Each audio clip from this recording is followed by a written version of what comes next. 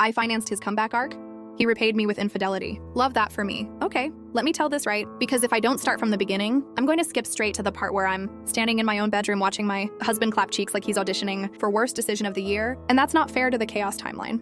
So rewind. Before the cheating, before the miscarriage, before I turned into a woman who Googles, how long can someone legally delay signing divorce papers at 2 a.m. like it's a hobby? There was a version of me who believed in forever. I know, embarrassing. When I met him, I was not desperate. Let's get that clear. I was fine, thriving-ish, stable enough. I had my own place, my own money, my own sense of self. I wasn't sitting around manifesting a man like he was an Amazon package with overnight shipping. Then he showed up. Soft voice, calm energy. The kind of man who listens when you talk, remembers your favorite snack, opens doors, makes eye contact. I was like, oh wow, emotional intelligence.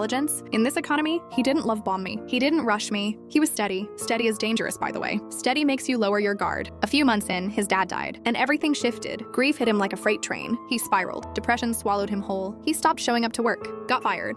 His dad apparently left behind enough debt to sink a small country, so he and his mom had to sell their house. One day he was this grounded, capable man. Next day he was sitting on my couch staring at nothing, and I looked at him and thought, I can help. See, that was my first mistake. Not loving him, not supporting him, but thinking I could carry him through something that heavy without it eventually crushing me too. He didn't have anywhere to go after the house sold. His mom moved in with her sister, and I said, come stay with me, like it was nothing. Like I wasn't rearranging my entire life for a man I hadn't even been with a year, but I loved him, and love makes you generous. Love makes you blind. Love makes you sign up for emotional overtime without asking. About the benefits package, he moved in, and for months I covered everything. Rent, mine. Groceries, mine. Phone bill, mine. Clothes, mine. Gas, mine. His random, I'll pay you back later purchases, also mine. I didn't resent it. That's the wild part. I felt proud. I felt loyal. I felt like this is what partnership looks like. He would cry sometimes, tell me I saved him, that he didn't know what he would have done without me. And I ate that up. I should not be thinking this, but I am. I basically built this man like a nonprofit organization. I encouraged him to apply for jobs, sat next to him while he updated his resume, hyped him up when he got interviews, told him he was capable even when he didn't believe it. And slowly he got better. He found work again, started smiling more, started becoming the man I first met. And in my head, that bonded us permanently. Like we survived something together. Like I had earned loyalty points that would carry me through anything. We dated for years.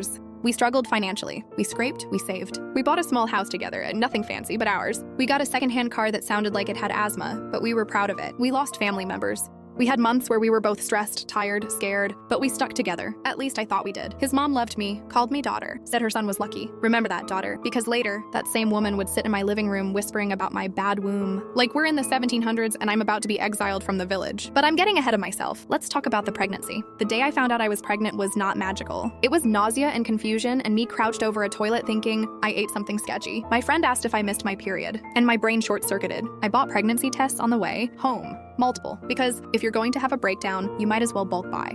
My hands were shaking when I paid. I remember thinking, this is either the best day of my life or the start of a very complicated chapter.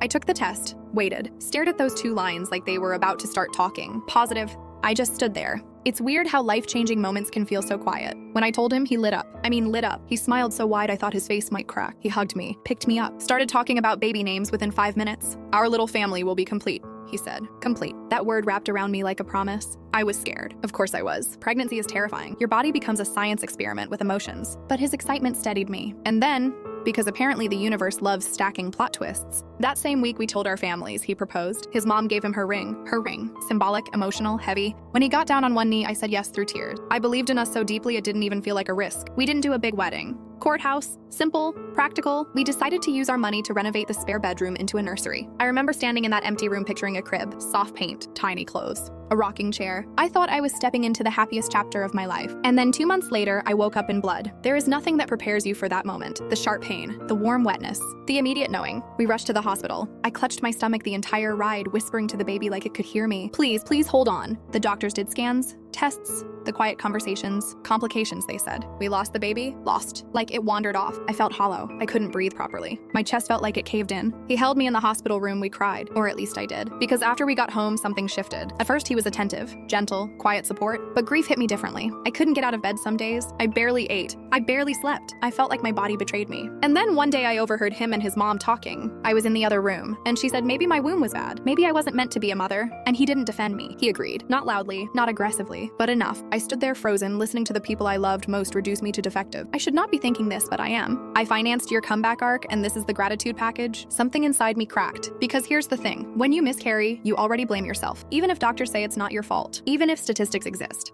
Even if logic exists. Logic does not win against guilt, and hearing them validate that guilt, it was like pouring gasoline on a fire I was already trying to control. After that, I sank. Depression isn't dramatic. It's heavy. It's slow. It's waking up exhausted from doing nothing. My boss, bless that woman, let me work from home. No pressure, no guilt. My friends saw me fading. They pushed me into therapy. At first I was resistant. Like, what am I gonna say? Hi, my life exploded and I don't know how to hold the pieces. But therapy became the only place I could say everything without being judged. I talked about the baby, the guilt, the betrayal, the whispering, and slowly, painfully slowly, I started seeing something I didn't want to admit. He wasn't grieving with me. He was distancing himself from me. He joined a gym around that time. At first I thought it was healthy, productive. I suggested we go together. He said no. It's my thing. Okay, cool. I guess my miscarriage was my thing too. He started spending 3 to 4 hours there every day, came home showered, smelling fresh, energized. Meanwhile, I was fighting my own brain just to function. I asked if he had friends there. Just gym buddies. Gym buddies. He said it so casually. And every time he did, something twisted in my stomach. But I ignored it. Because I didn't want to be paranoid. Because I didn't want to be the insecure wife. Because I still believed we were solid. I should not be thinking this, but I am. Denial is a full-time job and I was working overtime. So yeah, we're at the part where I'm standing in my own hallway holding my overnight bag from a girl's trip that was supposed to be healing, and instead I'm hearing the soundtrack of my marriage, dying in surround sound. I didn't even drop the bag. That's the part that sticks with me. I just stood there for half a second, brain buffering, like it was trying to protect me. You know when your body knows before your mind catches up? Like your stomach drops and your ears start ringing? Yeah, that. I walked toward the bedroom door slowly, calm. Too calm. The kind of calm that feels like you're about to black out or commit a felony. No in between. I opened the door, and there he was. My husband, in our bed, with his gym buddy. Let's pause here because I need to address the absurdity. Gym buddy. This woman was not spotting him. She was spotting opportunities. They both froze like raccoons caught in headlights. She screamed first. Of course she did. The audacity always comes with dramatics. He went pale, like full ghost mode. Mouth open, eyes wide, and instead of collapsing or crying or doing something cinematic and tragic, I felt rage, not sadness, not heartbreak, rage. Hot, clean, electric. It shot through me so fast it almost steadied me. I walked straight up to him and slapped him, hard. The sound cracked through the room like a gunshot, and I swear to God, for one split second I felt relief. I should not be thinking this, but I am. Therapy never suggested slapping as a coping mechanism.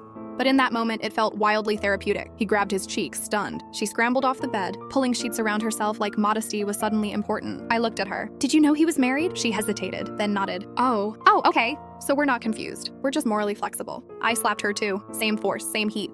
Equal accountability. I don't discriminate. Her face snapped to the side and she started crying immediately. Big, ugly, panicked tears. I told her to get out before I lost whatever thin thread of restraint I still had left. She ran. Literally ran, barefoot, clutching her clothes, down my hallway like she was escaping a crime scene, which she was. Then it was just me and him, standing in the wreckage. He started talking immediately, fast, panicked, like he thought if he stacked enough words on top of each other, they'd build a bridge over what I just saw. It's not what it looks like, sir. Unless my eyesight is hallucinating, it is exactly what it looks like. He said they had lunch, they drank wine. One thing led to another. One thing led to another. I hate that phrase with a passion. One thing does not lead to betrayal. There are about 1,000 micro decisions in between. You text, you flirt, you hide. You delete, you invite, you lock the door. Nothing about cheating is accidental. I stood there listening to him unravel his excuses like a clearance sale on dignity, and something inside me went cold. Not loud, not dramatic, just cold. I don't care how it started, I said. You cheated. We're done. His face shifted from guilt to panic. Don't say that. It was a mistake. A mistake is grabbing oat milk instead of almond milk. This was a coordinated event. He swore it was the first time. I should not be thinking this, but I am. Men always say it's the first time, like there's a loyalty punch card, and this was just one stamp. He promised to block her, to cut contact. To fix everything. Fix what? You don't fix a broken vase by pretending it's still whole. You sweep up the pieces or you bleed trying. I told him to pack a suitcase. He stared at me like I just suggested he move to Mars. This is my house too. Oh, now it's your house too? When I was covering bills during your depressive unemployment era, it was very much my house. But sure, we can split the mortgage and the betrayal evenly. I told him to pack. He tried to argue, tried to stall, tried to hug me. I stepped back. That was the first time I physically recoiled from him. And that's when he knew. He packed a bag, left. The silence after the door closed was deafening. I stood there in the middle of the living room and finally felt it. The heartbreak. It hit me like a wave once the adrenaline drained out. I sank to the floor, not crying elegantly, not one single cinematic tear, full body shaking, ugly crying, snot, rage, grief layered on top of grief. Because it wasn't just the cheating, it was everything. The baby, the whispers, the distance, the gym, the lies. It all connected like some twisted puzzle finally snapping into place. And I felt stupid. I hate that feeling more than anything. Not betrayed, stupid. Because I had defended him, trusted him, believed him. I should not be thinking this, but I am. I built this man from scratch, and he used the blueprint to build a side relationship. The next morning, I didn't hesitate. I called a lawyer, not dramatically, not emotionally, just calmly. Hi, I'd like to file for divorce. Saying it out loud felt surreal, like I was narrating someone else's life. He started calling immediately. Apologies, begging, promises. He said he was grieving too. Oh, so your grief manifested as infidelity? Interesting coping strategy. He said I was distant after the miscarriage. Yes, because I lost a child. He said he felt lonely. I was in the same house. You could have walked into the room and talked to me instead of walking into a gym and texting her, but accountability is allergic to him. His mother called 2 days later. Did she apologize? No. She said I was overreacting. Overreacting? She said men have needs. I said so do women. Mine include not being humiliated in my own bedroom. She said I was throwing away a marriage over something trivial. Trivial. The audacity was so thick I could taste it. She said I should forgive him. For the sake of the family. What family? The baby is gone. The trust is gone. The respect is gone. We're down to paperwork and ego. She accused me of being cold. Cold? I was on fire 2 days ago. You just didn't like where the flames landed. After that call, something shifted again. Not rage, not sadness. Resolve. I filed the paperwork that week. He thought I'd cool off, that I'd miss him, that I'd realize divorce was too extreme. I should not be thinking this, but I am. Men really think their presence is a prize even after they torch everything. He started dragging his feet, not signing, saying he needed time. Time for what? To develop a conscience? Meanwhile, I found out he was still seeing her. Of course he was. You don't bring someone into your marital bed for a first date. That was not spontaneous.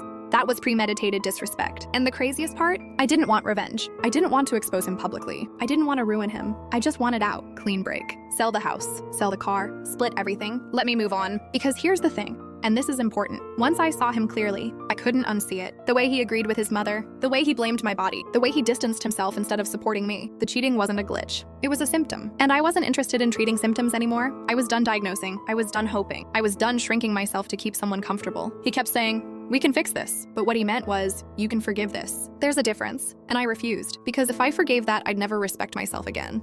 And after everything, after the baby, after the guilt, after the therapy, after clawing myself out of depression, I had finally started respecting myself again. I wasn't about to trade that for a man who thought gym buddy was a believable cover story. So yeah, that was the day the delusion died. The day I realized I wasn't losing a husband. I was shedding dead weight, and it hurt like hell. So now we're in the era I like to call administrative warfare. Because apparently ending a marriage isn't about heartbreak. It's about signatures. It's about emails. It's about watching a grown man weaponize paperwork like it's the last shred of power he has left. And let me tell you something. Nothing exposes a person faster than how they behave when they realize they can't control you anymore.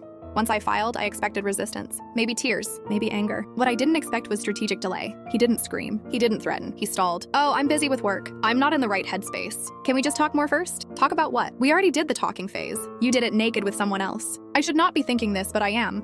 If procrastination were an Olympic sport, he'd podium. Every time my lawyer followed up, there was another excuse. Another reason the paperwork wasn't a priority right now. Not a priority. Sir, you prioritized leg day over your marriage. Let's not pretend this is about scheduling. That's when it clicked. It wasn't about reconciliation. It wasn't about regret. It was about control. See, here's the part I hadn't mentioned yet. The part that makes this whole thing extra spicy. I've always wanted to move abroad. Always. Different country, different culture, fresh start, new air, new version of me. But during the marriage, that dream stayed shelved. Because he didn't want to leave his mom. He didn't want to leave familiar ground. He liked comfort, predictable, close to home. And I said, okay. I adjusted. I told myself love meant compromise. But once I filed, that dream came roaring back. I started researching visas, jobs, cities, apartments, with little balconies where I could drink coffee and not think about betrayal. And he found out. That's when the delays intensified, because suddenly the divorce wasn't just a divorce. It was a release. And he didn't want me released. He didn't want me to leave the country. He didn't want me untethered. Not because he loved me, because he didn't want to lose the option. The ego boost, the safety net, the idea that I was still technically his. I should not be thinking this, but I am. Some men don't want you. They just don't want anyone else to have the upgraded version of you.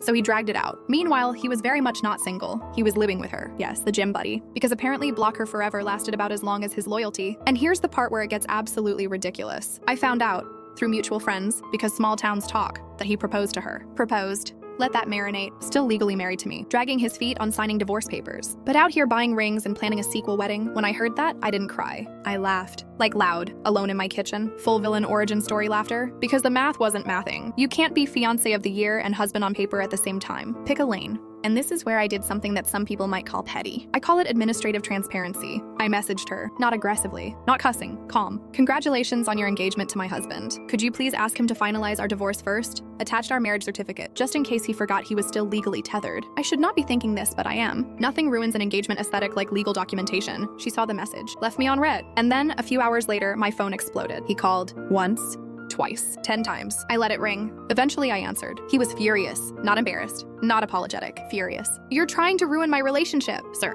You ruined your relationship when you lied to your fiancé about your marital status. Turns out he had told her the divorce was finalized, that it was done, clean, over. So she thought she was engaged to a single man. Instead, she was engaged to a man with pending paperwork and a history of deception. I should not be thinking this, but I am. She really thought she won a prize and ended up with a warranty issue. He said I blindsided him. Blindsided. The irony is so thick it could choke someone. He said she was threatening to call off the engagement. I said maybe he should prioritize signing papers before picking venues. He did not appreciate that, hung up in a rage, and I sat there feeling something I hadn't felt in months. Power. Not revenge, not cruelty. Just clarity, because for so long I was reacting. Reacting to grief, reacting to betrayal, reacting to his mother's nonsense, reacting to delays. But in that moment I acted, and the consequences weren't my fault. They were his lies catching up. The next few weeks were tense. His fiancée, yes, still technically that, apparently started asking questions about timelines, about honesty, about why the divorce wasn't done. And suddenly the paperwork that wasn't a priority became urgent. Funny how that works. When my freedom was the only thing on the line, he stalled. When his new engagement was threatened, he sprinted. I should not be thinking this, but I am. Motivation is amazing when ego is involved. We scheduled mediation, sold the house, signed documents, split assets. Every meeting felt like closing chapters. Sitting across from him in those offices, I felt detached. He looked tired, stressed, irritated. I looked calm. Not because I wasn't affected, but because I was done fighting for something that didn't deserve me. And here's the part that surprised me. I didn't hate him anymore. I didn't love him either. I just saw him clearly. Flawed, weak, ego-driven, conflict avoidant, blame-shifting, not a monster, just small. And once you see someone as small, they stop being scary. They stop being powerful. They stop being worth your emotional energy. He tried one last time. After signing most of the documents, he said, "Are you sure this is what you want?" I almost laughed. I should not be thinking this, but I am. The audacity to ask me that after everything is Olympic-level delusion.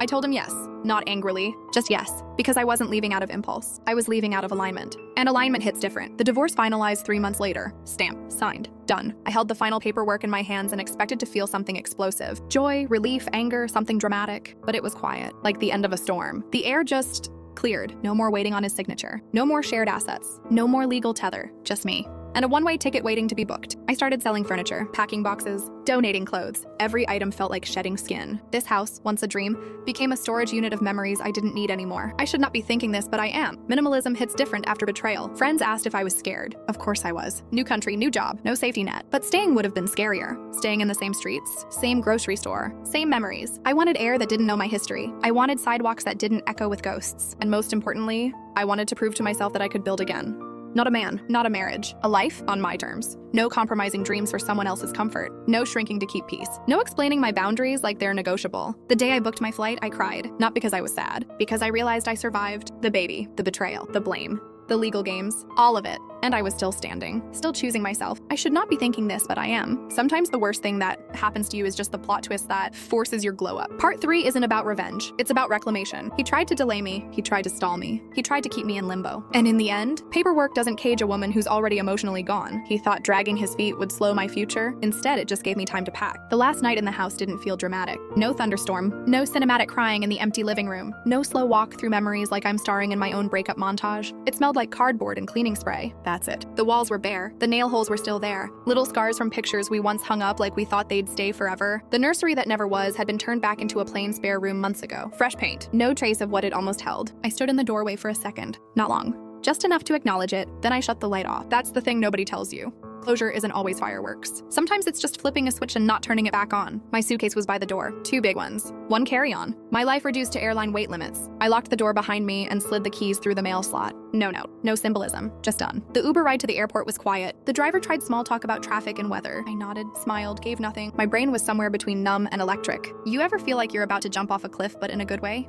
That kind of fear? Yeah, that. The airport felt unreal, like I was watching myself from outside my body. People rushing, announcements echoing, someone arguing about baggage fees, a kid crying. And I'm just standing there thinking, this is it. This is the part where I leave. Not him, not the marriage, not the house. The whole version of me that stayed too long. I didn't text him, he didn't text me. We were officially strangers with paperwork history. His engagement? I heard through the grapevine it survived the truth. Good for them, truly. If she's cool being engaged to a man who lies by omission, that's between her and her therapist. I didn't feel rage about it anymore. I didn't feel curiosity either. It was like hearing about a coworker from a job you quit. Oh, that's happening? Okay. Boarding call hit and my stomach flipped. I walked down that jet bridge and felt something shift, not healing, not empowerment, just momentum. The plane took off and I didn't look back at the city lights. Not because I'm strong or poetic. I just didn't need to. I'd already left long before that plane moved. The new country hit different. Different air, different language buzzing around me, different pace. I stepped out of the airport and felt anonymous in the best way. Nobody here knew I'd once cried on a bathroom floor. Nobody here knew I financed a man's comeback arc just for him to cheat in my own bed. Nobody here knew about court papers or whispered insults or hospital rooms. Here, I was just a woman with luggage and a one-way ticket. I got to my tiny apartment, like smaller than the house I left, obviously, but it felt bigger somehow. White walls, narrow balcony, street noise drifting up from below. I set my suitcase down and just stood there. This is mine, not ours. Mine. No shared closet. No compromise about couch colors. No energy in the room that feels off because someone's lying. Just quiet.